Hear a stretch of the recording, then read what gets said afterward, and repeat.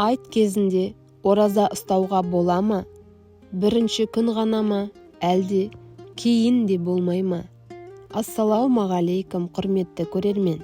Бүгін біз өте маңызды сұрақты талқылаймыз. Айт кезінде ораза ұстауға бола ма?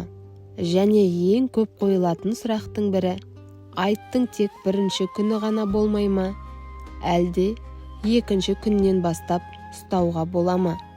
Көп адам осы жерде шатасып жатады. Ендеше бәрін рет-ретімен түсіндіріп өтейік. Тақырыпты ашпас бұрын арнаға тіркеліп, лайк басып, комментарий жазып, видеоның таралуына үлес қосыңыз. Бірінші, айт деген қандай күн? Мұсылмандарда екі үлкен мейрам бар. Ораза айт, құрбан айт. Бұл күндер Аллаға шүкір айтатын, қуанышқа бөленетін, бір-бірімізді құттықтайтын ерекше күндер.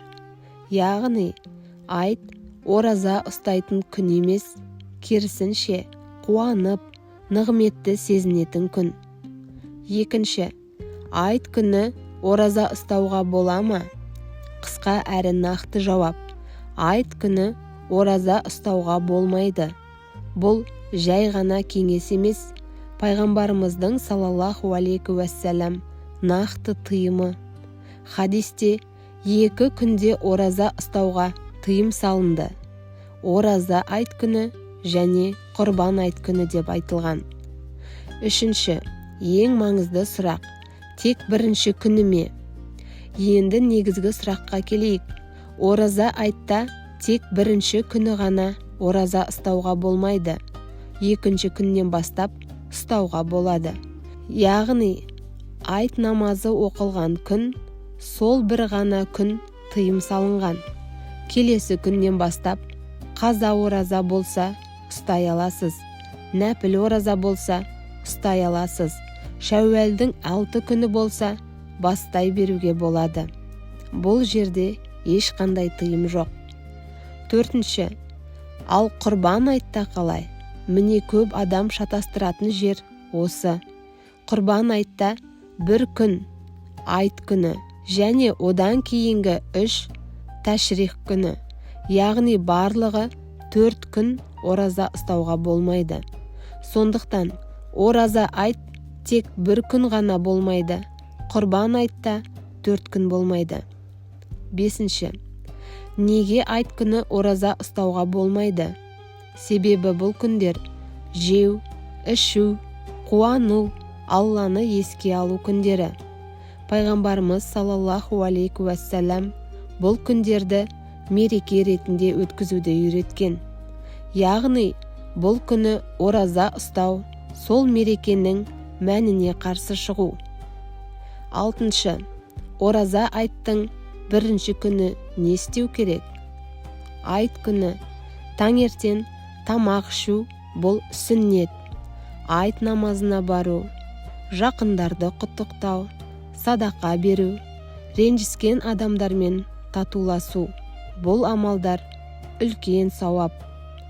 Жетінші, екінші күннен бастап ораза ұстаудың артықшылығы. Айттың бірінші күні өткен соң, екінші күннен бастап ораза ұстауға болады. Әсіресе, Шәуәл айының 6 күні оразасы бар.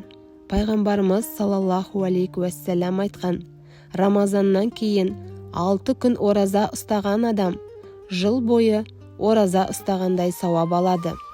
Сондықтан айттың бірінші күні демалып, екінші күннен бастап қайта жалғастыру өте дұрыс амал. Сегізінші, қате түсініктер. Кейбір адамдар айт қой, 3 күн демалайын деп оразаны кешіктіреді. Ал енді бірі керісінше бірінші күні де ұстайын дейді. Екеуі де қате. Дұрысы, бірінші күні ұстамау, кейін жалғастыру. 9. Маңызды ереже. Исламда ең басты қағида.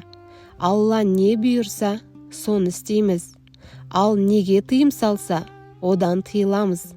Яғни, айт күні ораза ұстамау бұл да құлшылық. 10.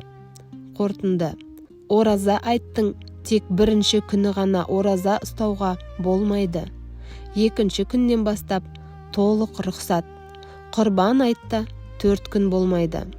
Айт қуаныш пен шүкір күні. Бұл күні тамақ жеу сүннет. Соңғы сөз.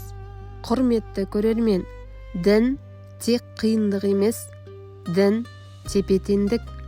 Айт күні демалыңыз, қуаныңыз, жақындарыңызды қуантыңыз. Ал келесі күннен бастап құлшылығыңызды жалғастырыңыз.